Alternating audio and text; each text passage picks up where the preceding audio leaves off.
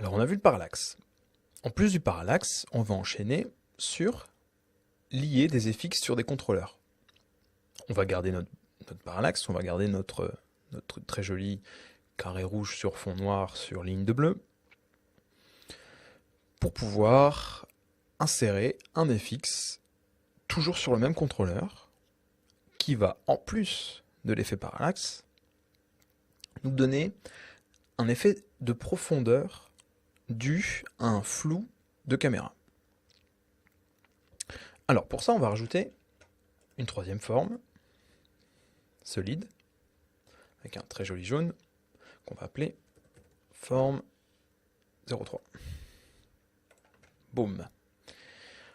Hop, on va le passer derrière, on va faire une jolie ligne, et on va la mettre ici. Là, ici, elle est très bien. D'un point de vue du contrôleur et du mouvement, ça ne change rien. C'est-à-dire que si on prend cette position, en tout cas du rouge, on va prendre ça, CTRL-C, position, Alt-clic, CTRL-V, et là, ce qui va se passer, c'est qu'ils vont être à la même,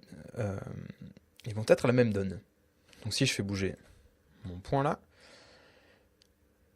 c'est comme si la forme rouge et la forme jaune étaient sur le même plan 3D. Mais moi, je veux que le jaune qu'on ait l'impression que le jaune soit un peu plus loin que le rouge. On va utiliser donc l'outil de parallaxe où on va accentuer la division pour qu'il bouge encore moins, vu qu'il est plus loin. Il doit moins bouger. 1.6 divisé par 1.6. Ça va nous donner ça. Et là, on a l'impression que on a trois plans. Le premier bleu, deuxième rouge et le dernier jaune. Sur ce, on va commencer à s'amuser à ajouter un effet sur ces trois calques, non, sur les deux derniers calques, pardon. Un flou gaussien, on appelle ça. En anglais, c'est Gaussian blur. Gaussian blur, voilà.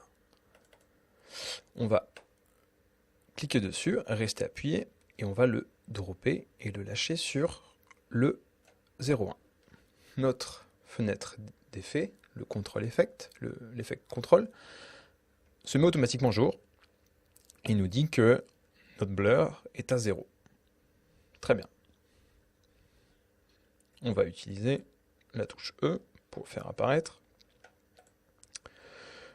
le blur dans notre timeline. On va aussi utiliser notre contrôleur, le scale du contrôleur. Je veux utiliser le scale du contrôleur, pourquoi? Utilisons la position pour la position de la caméra et utilisons le scale du contrôleur pour la profondeur de champ. Plus le scale va être grand, plus l'échelle de mon contrôleur va être grand, plus la profondeur de champ va être accentuée. Donc plus le fond sera détaché et sera flou. On va donc utiliser Alt-clic sur le blur et aller titiller le scale ici.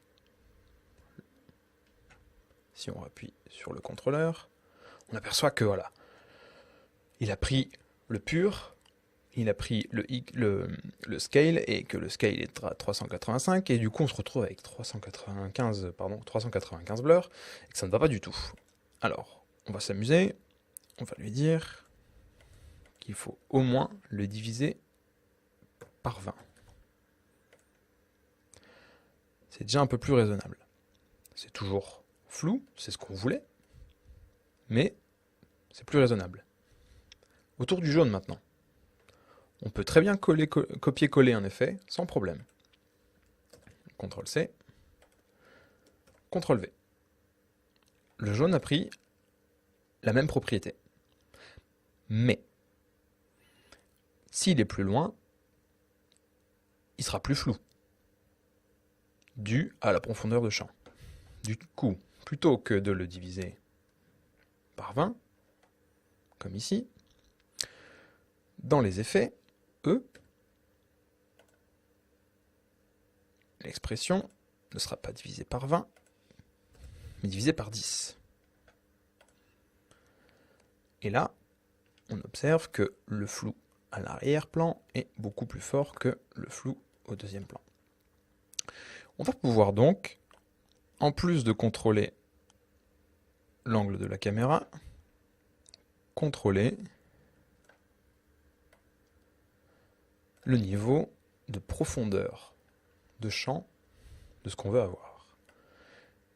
Je me rapproche un peu pour vous montrer que le bleu reste net, le rouge est flou et le jaune est complètement flou, vraiment. À présent, grâce à ce contrôleur, on peut à la fois contrôler le parallaxe et aussi la profondeur de champ via un FX, le Gaussian Blur.